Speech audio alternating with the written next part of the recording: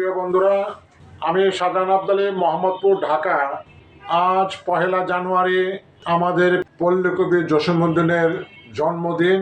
তিনি এই দিনে ফরিদপুর জেলার তাম্বুলখানা গ্রামে তার নানার বাড়িতে জন্মগ্রহণ করেন। তিনি এলাকার প্রাইমারি স্কুল থেকে পড়াশোনা করে ফরিদপুর জেলা স্কুল থেকে এসএসসি পাশ করেন।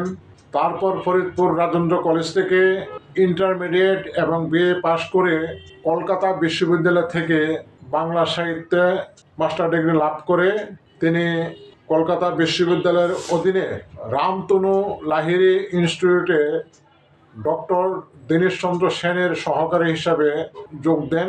সেখান থেকে ফিরে এসে ঢাকা বিশ্ববিদ্যালয়ে 1938 সালে প্রভাষক হিসাবে যোগদান করেন এবং এখান থেকে 1944 সালে ব্রিটিশ ভারতের বঙ্গীয় প্রাদেশিক সরকারের অধীনে তথ্য ও সম্প্রচার বিভাগে সরকারি চাকরিতে যোগদান করেন এবং 1962 সালে উপপরিচালক পদ থেকে অবসরে যান। তিনি ছিলেন অত্যন্ত মেধাবী কবি এবং ভাগ্যবান কবি।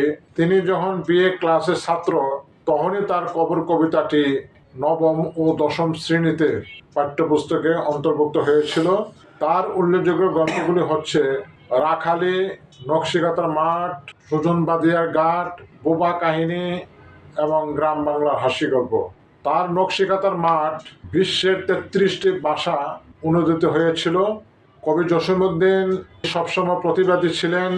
1920 সালের সেপ্টেম্বর মাসে গান্ধীজির অসহযোগ আন্দোলনে তিনি এই বাংলাদেশ থেকে কলকাতায় গিয়েছিলেন খদ্দরে পায়জামা পাঞ্জাবি পরে এবং 1974 সালে বাংলাদেশ সরকার তাকে বাংলা একাডেমি পুরস্কার প্রস্তাব দিয়েছিলেন, তিনি প্রত্যাখ্যান করলেন।